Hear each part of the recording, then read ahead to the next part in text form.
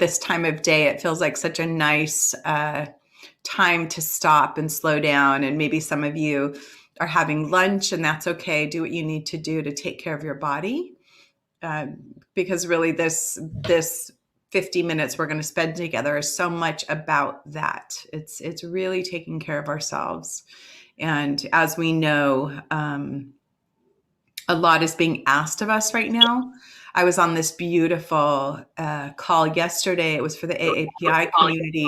And I was really honoring the legacy of our Asian ancestors in Buddhism. And as we know, in the US and in the West, so much has sort of been I don't even want to use appropriated is strong, but how we're moving through our practices to really honor our lineages, our ancestors, our history, where we've come from, who we honor and respect in these practices, and then how useful they are in just day-to-day in and out life, right? So there's this ancient tradition, which is really important to value. And then it's like, okay, well, how do I go grocery shopping? How do I deal with my kids? How do I, deal with my boss? Like what is the rubber to the road practice that is so useful and so needed?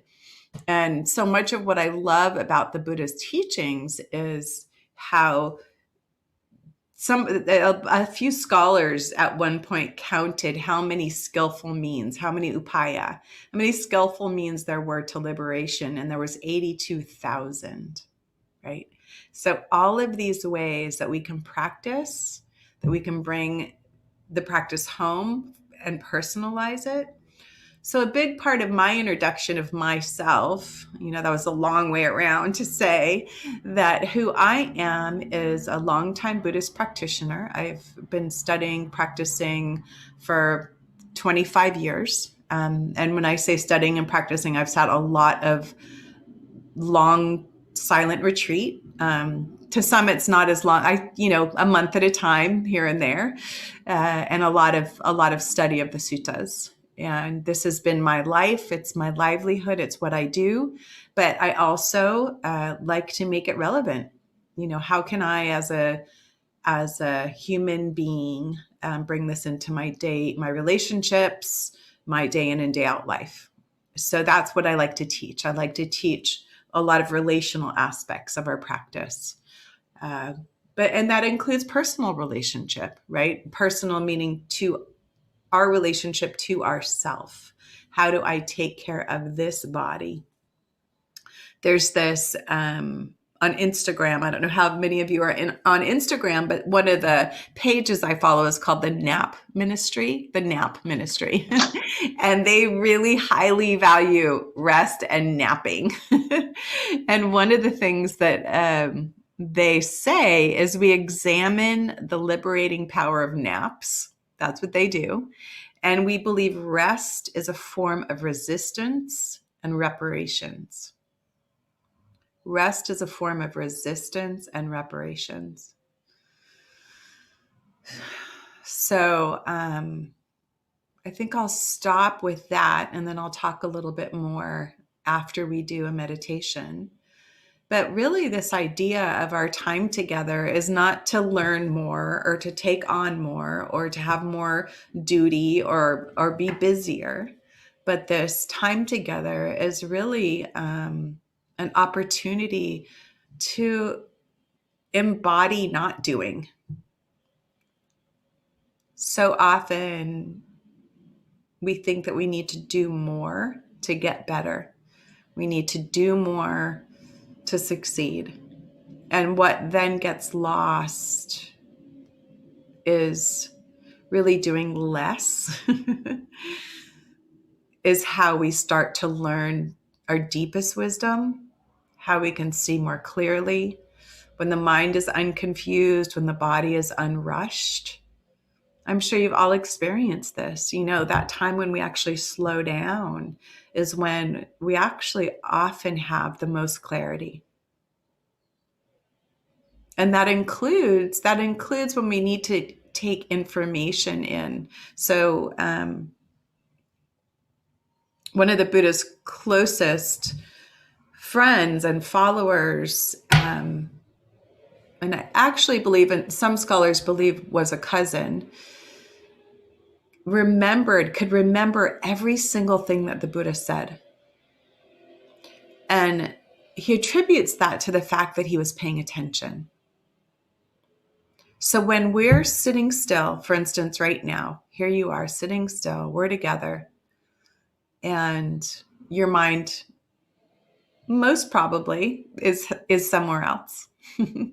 Maybe not, but maybe it is. Maybe it's, on what you're doing later, or a conversation you had with somebody yesterday or earlier.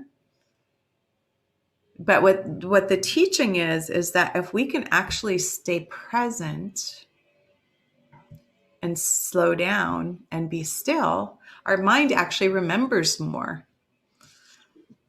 So for those of you who are academics or are in that world, it's interesting to think about, if I let my mind relax, I can actually absorb more. So here we are in this bit of a koan, do less to participate more. So that's what we're going to spend our time doing.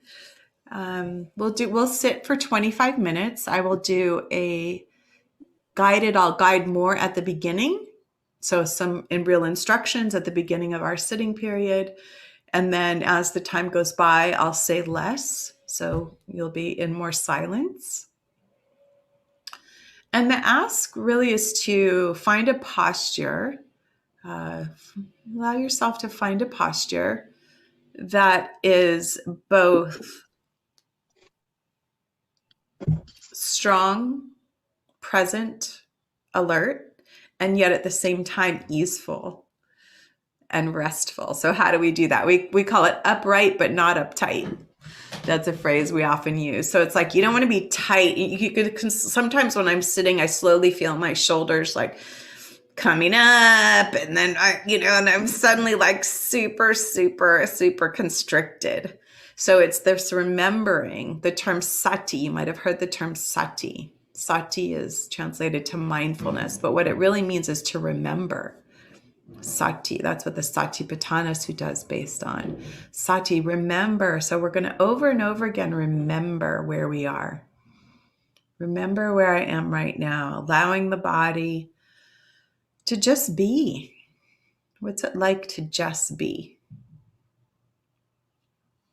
So that posture, whether you're in a chair, on a cushion, in your car, on a couch, standing, wherever you are, see if you can find this posture that is both alert, attentive, noble, this noble posture, and paying attention to my practice.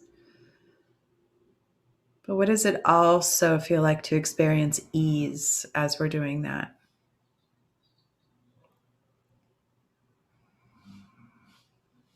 And sometimes for me, that's just paying attention.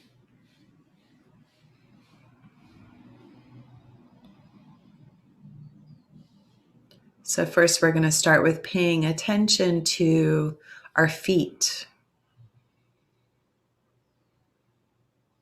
the contact of your feet on the floor. Very simply letting all awareness just land in the area of your feet. Maybe you can feel a temperature. Maybe there's a vibration, feeling the pressure of the contact. Very simply, not making this complicated, but what do my feet feel like right now? Just allowing ourselves to feel our feet, and even maybe wiggling your toes a little bit if it's hard to connect with the feet.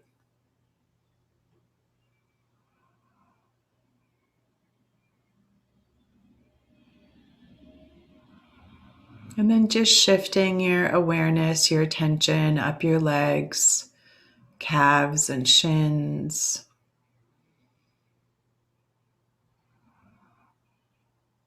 Moving up into the knee, feeling the bend of the knee. however you're sitting.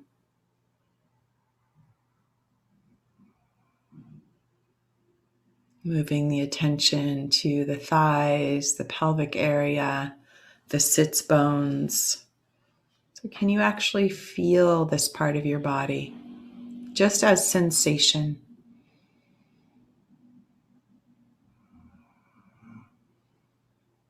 Allowing any parts or aspects of the body to unwind as we move through it, to release.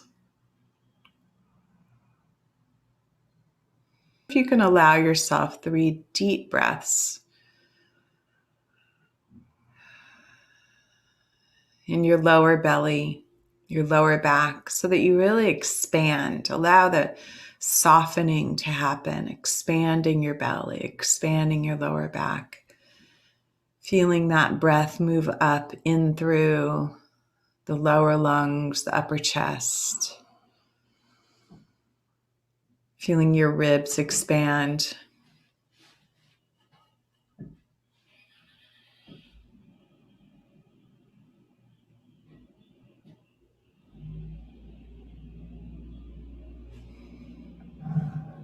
Just taking a few of these deep breaths. Not needing to hold anything together. And moving up through the shoulders, down the arms, the forearms, the hands. And again, just purposefully paying attention to this body, this nervous system, the skin, the muscles, the joints.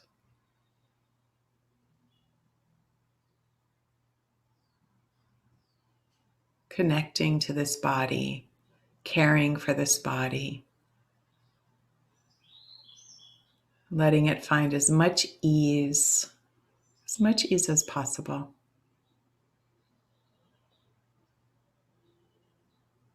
Moving up through the upper shoulders, the neck, the throat. Moving into the jaw.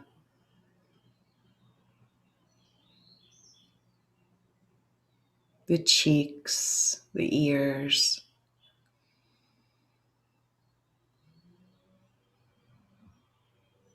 The eyes, the forehead. The top of the head, the back of the head. Just connecting to each of these body parts. What can I feel? What can't I feel? What feels numb? What am I not connected to? How do I disassociate? Can I feel this body, this precious gift of a body? Can I feel this breath, this precious gift of a breath? So just very simply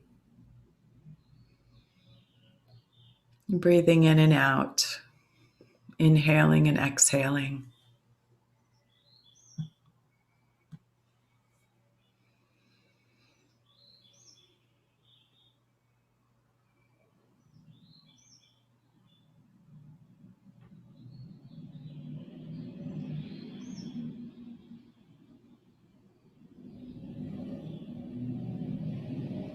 And when the mind takes over, when the mind says, we need to entertain ourselves, or we need to make a plan, or we need to do something, that's okay, honoring that mind. This mind is very useful and helpful. But for now, allowing it to take a break. Just a few minutes of a break. A very simple intention of not right now. We'll talk later. But for now, let your body be in the forefront. This precious body.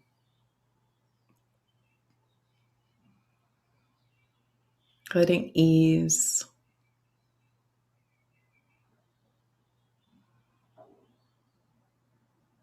be of value.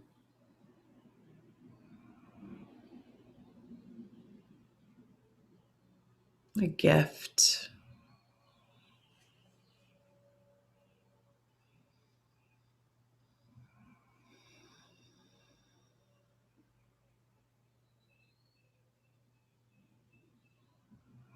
A reclamation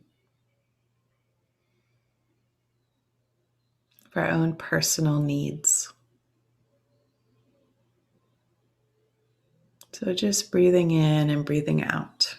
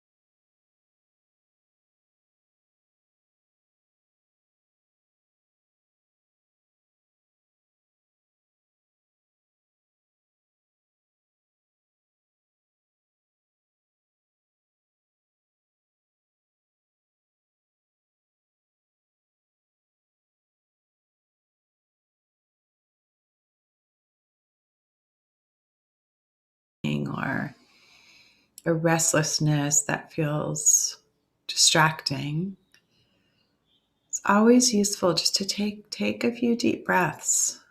You know, it feels cliche sometimes, but allow the belly to soften. Allow yourself to find space. So really creating space in the belly, the chest, and beyond. Moving through the skin outward. Just creating a lot of space around the contraction, around the overthinking or the separating from this moment.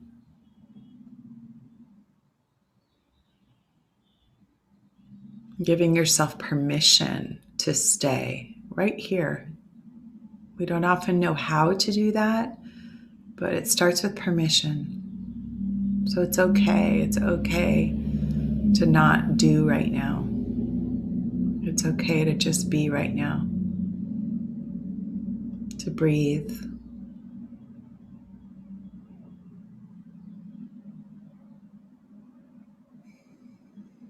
To give myself a break.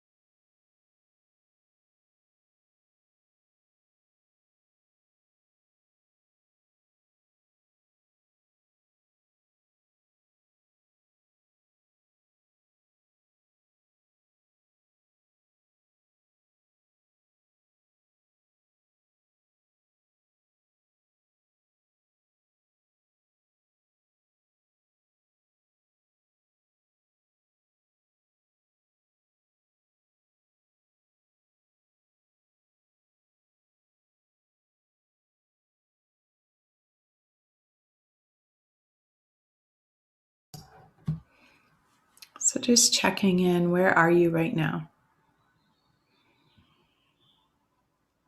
Have we moved and gone and drifted off somewhere into another reality?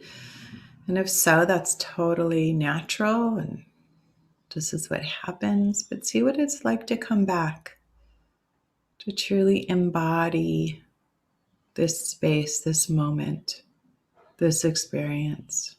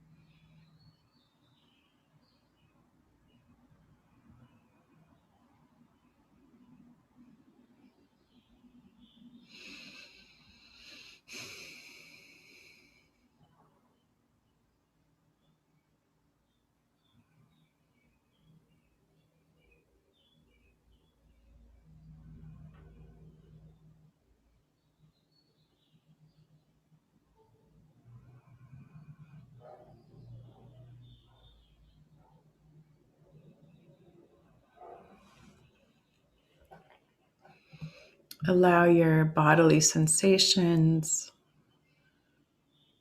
the expansion and contraction of the breath, be your anchor, be what brings you back over and over.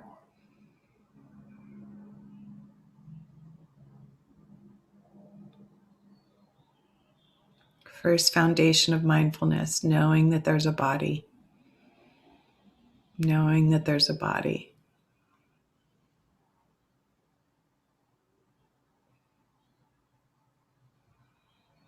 This body breathes. This body has sensations.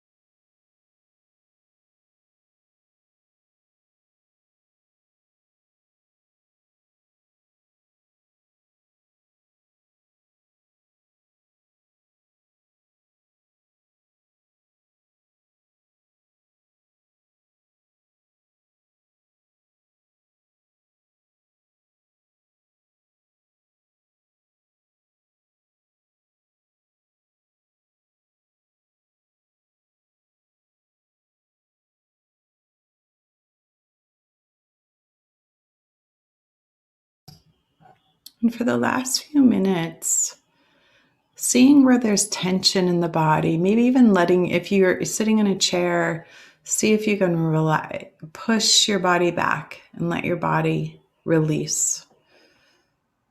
If you're on a cushion, see what it's like to give permission for ease.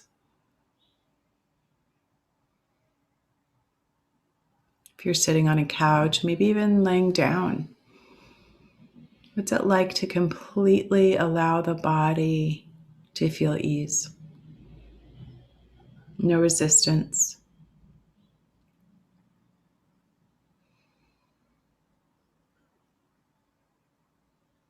Letting the shoulders fall, The hands open, the breath soften, the belly expand.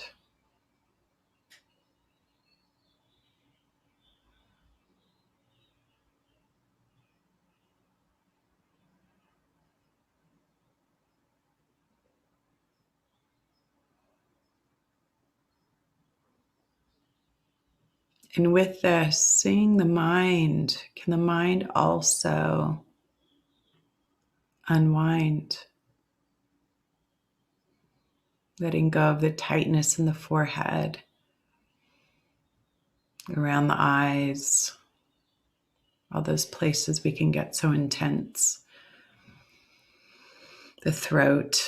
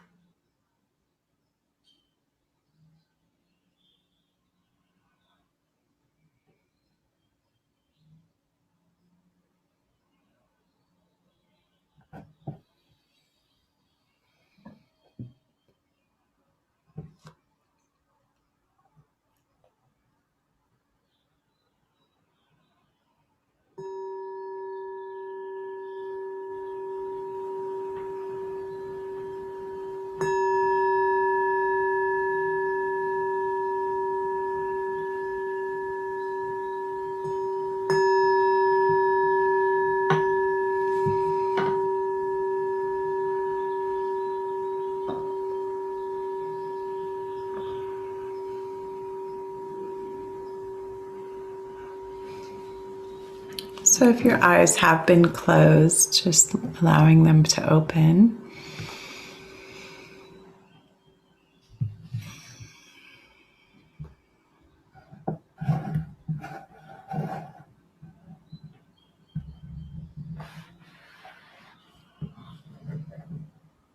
And so first, just asking into, are there any questions around the practice that we just did? I really stayed in the first foundation. If we look at the 4 foundations of mindfulness, which is the Satipatthana Sutta, as I pointed to earlier, the Buddha's teachings on how to actually practice, how to actually do our meditation. As we know, the Buddha gave many instructions, but the Satipatthana Sutta points specifically to how to practice in our meditation. And the first foundation is breath and body. Breath and body, and within that, there's the corpse and decay. There's the elements. There's the postures. There's the breath. And so we practiced with that a bit, right? Like really, and this is this self-care piece. And I believe that the title of my workshop today was self-care during stressful times. Right? And the best self-care is to slow down, to stop, to take a break, to not engage. And so I thought it would be, I thought